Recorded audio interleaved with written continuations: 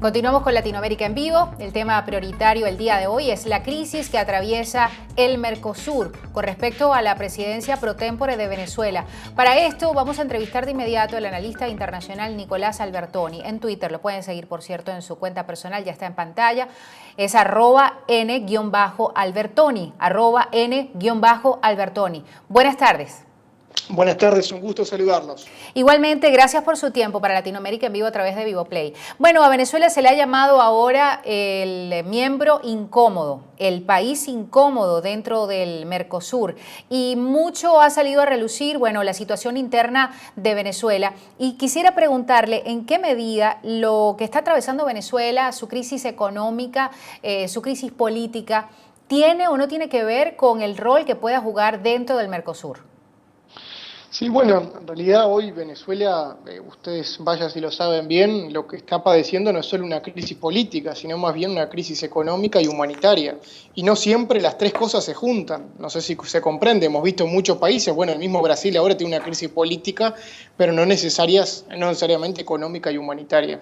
Entonces, a un país como Venezuela, adquirir la presidencia por tempore del Mercosur, fíjense que es un Mercosur que tiene una cláusula democrática, quiere decir que los países que lo integran, y mucho más todavía el que lo preside, el que es la imagen del Mercosur hacia el mundo, debe tener ciertas bases democráticas que yo creo que pocas dudas quedan hoy en América Latina y en el resto del mundo de que Venezuela las tiene, las credenciales democráticas. Entonces, de acceder a la presidencia, el Mercosur estaría avalando una democracia débil que es la que tiene hoy Venezuela, ¿no?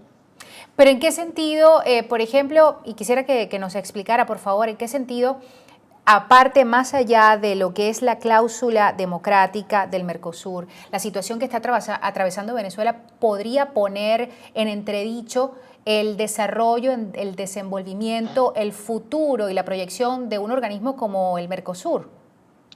Bueno, pero básicamente las razones son internas de lo que está pasando en Venezuela. Yo no lo tendría que explicar que hoy en Venezuela, claramente, depende del lado que se lo mire, pero no habría dudas de que hoy hay presos políticos, de que en Venezuela la separación de poderes es muy escasa. Un Tribunal Supremo de Justicia donde al inicio del año judicial, justamente, cantando cánticos de Chávez. Un Tribunal Supremo de Justicia que limitó las acciones de la Asamblea Nacional, etcétera, etcétera. O sea que razones hay dadas para que un país como Venezuela no podría estar liderando este proceso. No sé si va por ahí su pregunta, pero debo decir, acá hay dos temas muy diferentes, que es las cualidades democráticas de este país y después el bloque que obviamente debe tener tiene sus cosas internas, pero acá es quién está, es decir, si el resto de los países le está avalando a un país, a un gobierno más que nada, que no tiene las credenciales como para hacerlo. Es curioso todo lo que tiene que ver con el ingreso de Venezuela al Mercosur, que en su momento fue muy polémico y tildado por algunos sectores de un ingreso comprado, ¿no? Un ingreso costeado a punta de lo que en ese momento y todavía llaman la chequera de petróleo, la chequera petrolera. Venezuela no había ingresado formalmente en aquel momento al Mercosur y ya estaba demandando cambios. ¿Cómo ve usted la corta historia de Venezuela dentro del Mercosur? Bueno, la anotación que tú haces es muy importante, porque estamos hablando justo ahora de un miembro que es Venezuela, que tuvo un ingreso muy cuestionado. Esto nos lleva a 2012, cuando el entonces, presidente Lugo de Paraguay, el Parlamento paraguayo, avalado en el artículo 225 de la Constitución paraguaya, le hace un juicio político al presidente Lugo, razones que, los paraguayos tendrán, eligieron ese Parlamento, es decir, es algo que no nos podríamos meter en esa situación. Le hacen un juicio político, fue muy cuestionado de que el presidente Lugo tuvo menos de 24 horas para su defensa, o sea que lo que se alegó es que no había una institución, no estaban funcionando correctamente la institucionalidad democrática en Paraguay porque el presidente Lugo no había tenido tiempo o un debido proceso para poder defenderse. Bueno, puede ser una lectura. Entonces Paraguay fue suspendido en 2012 por no cumplir con, vamos a decir, con la institucionalidad democrática que requieren, de hecho concretamente el protocolo de Ushuaia establece que los miembros del Mercosur deben cumplir. Y mi pregunta concreta es, ¿acaso la Venezuela de hoy, de Nicolás Maduro, es más democrática que la Paraguay de 2012 que fue justamente denunciada y expulsada del Mercosur?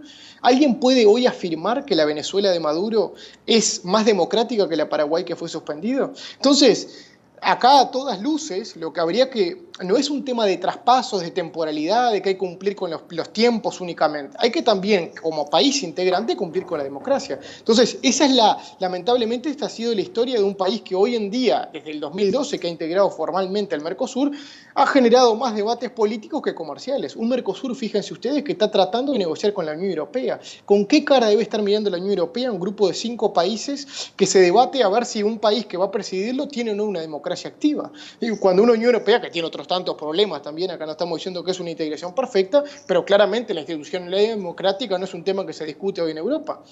Entonces, nos lamenta mucho que tengamos que debatir por cosas básicas cuando hay otros bloques comerciales en América Latina, como la Alianza del Pacífico, por ejemplo, que están mirando hacia el futuro. Bueno, justamente, y usted menciona varios aspectos importantes. Mercosur está en este momento tratando de negociar un tratado de libre comercio con la Unión Europea. La Unión Europea, a través de su parlamento, bueno, se ha visto muy interesado y muy abocado al tema de Venezuela durante los últimos meses. Pero aparte, tenemos esta disputa que surge dentro del seno de Mercosur y la postergación de la consideración de si se le da o no la presidencia pro tempore a Venezuela, que le corresponde, ya para el mes de agosto, ¿no? Ha sido postergada. Paraguay y Brasil son los más, digamos, las posturas más firmes en este sentido. Creo que Argentina también. ¿Cómo se puede resolver esto de manera que Mercosur mantenga una buena relación y una buena disposición frente a la Unión Europea con respecto al Tratado de Libre Comercio y lleguemos a agosto con una situación estable dentro de Mercosur y Venezuela allí con la presidencia pro tempore? ¿Qué se puede resolver? ¿Cuáles son las alternativas, las opciones?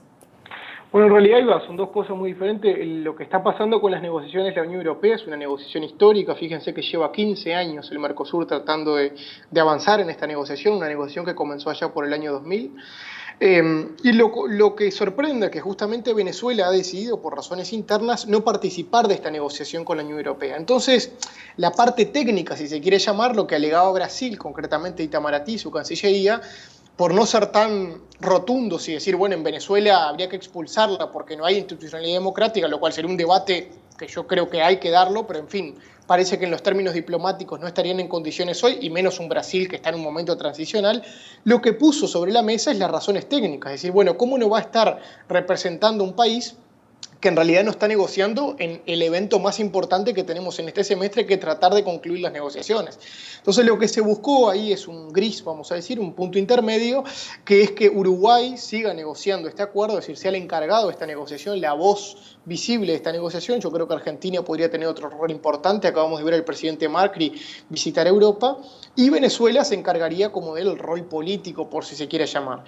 Entonces son dos cosas diferentes, ¿no? Todos los desafíos que tiene este bloque por delante, que vaya si los tiene, un bloque con 25 años de historia, que tiene muchos debes por delante, ¿no? Un bloque que necesita repensarse, que no ha tenido grandes éxitos en estos años de vida, y después ahora se le presenta este desafío, que es la situación política, de decir, bueno, tenemos un país que es miembro, entonces tenemos que hacernos responsables de esta situación. No nos puede estar liderando una democracia débil, una democracia que incluso la propia OEA debate si eso o no, una democracia plena. Entonces hay un tema de imagen también acá, de imagen sana, no digo imagen marketing, ¿no? Una imagen sana de decir, bueno, los países hoy que integran el Mercosur, los cuales son socios directos de Venezuela, están dispuestos a darle la espalda, darle la presidencia como si nada a Maduro sin pedir nada a cambio, y esto no es te cambio una figurita por otra. Es decir, señor Maduro, usted tiene presos políticos, usted no habilitó todavía un revocatorio antes de fin de año para que su pueblo se exprese. Entonces hay muchas cosas para decirle antes de entregarle la presidencia.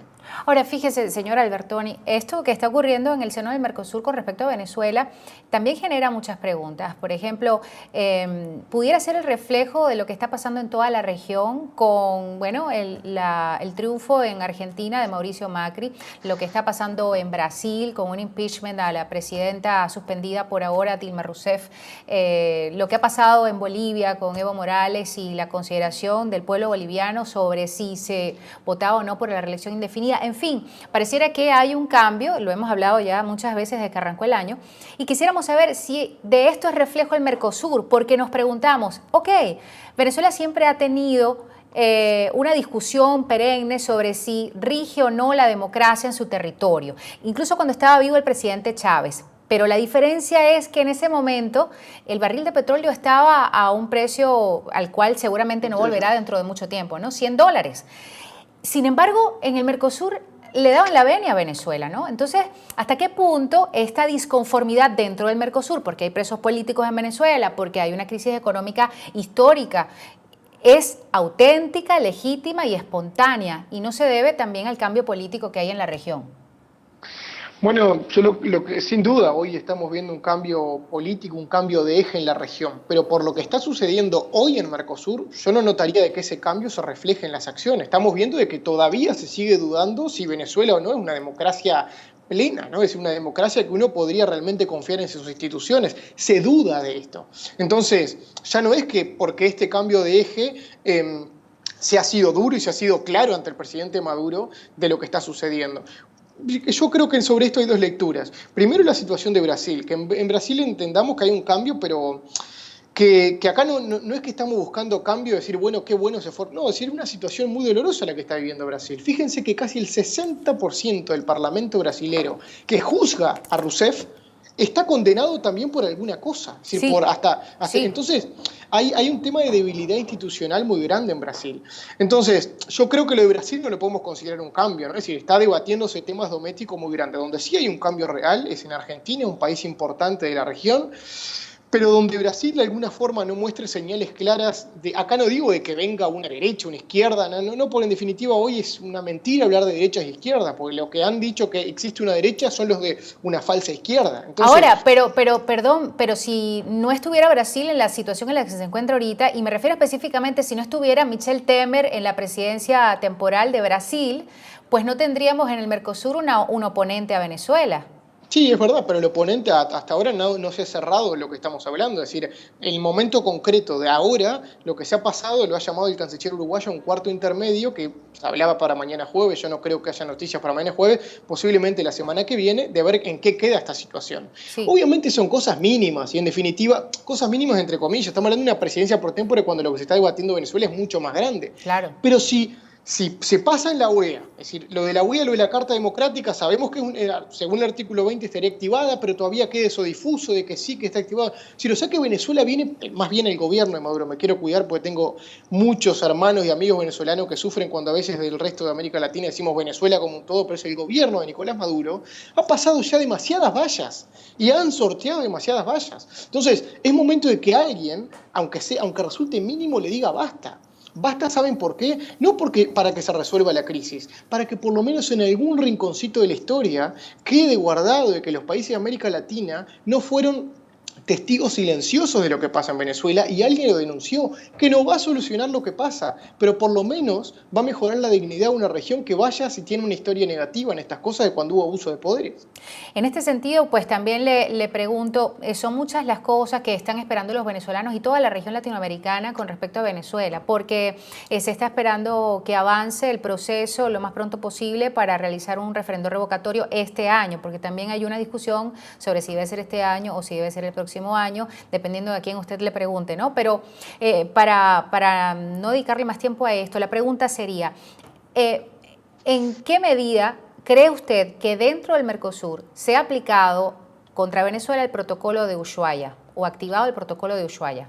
Sí, directamente no se ha activado, es decir, es un protocolo que existe, fíjese que el año, 98, si no me equivoco, bueno, eso fue Europreto, perdón, para decir, un protocolo que de alguna forma, con la reunión de las leñas, establece de que se deben respetar las instituciones democráticas para ser miembro del Mercosur. Entonces no se ha activado, es decir, se activa una carta democrática o se activa más bien la cláusula democrática del protocolo de Ushuaia cuando se denuncia que un país no la está cumpliendo, es decir, usted no está cumpliendo con esta cláusula que establece el protocolo de Ushuaia. Sí se hizo con Paraguay.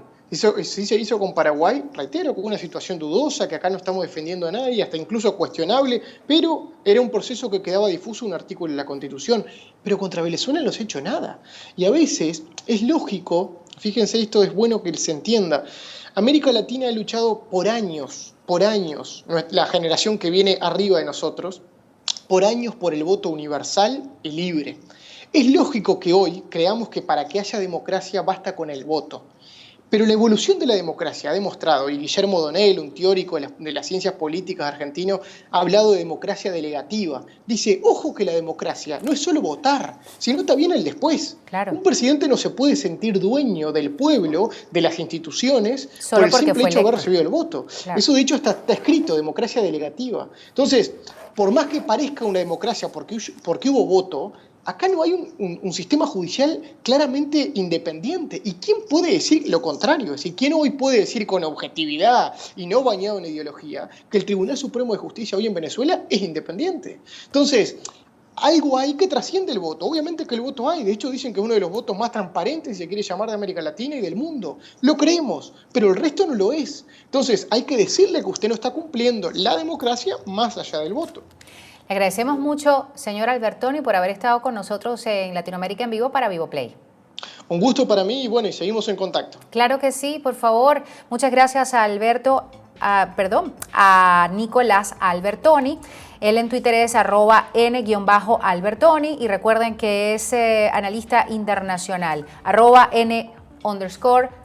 @n_Albertoni.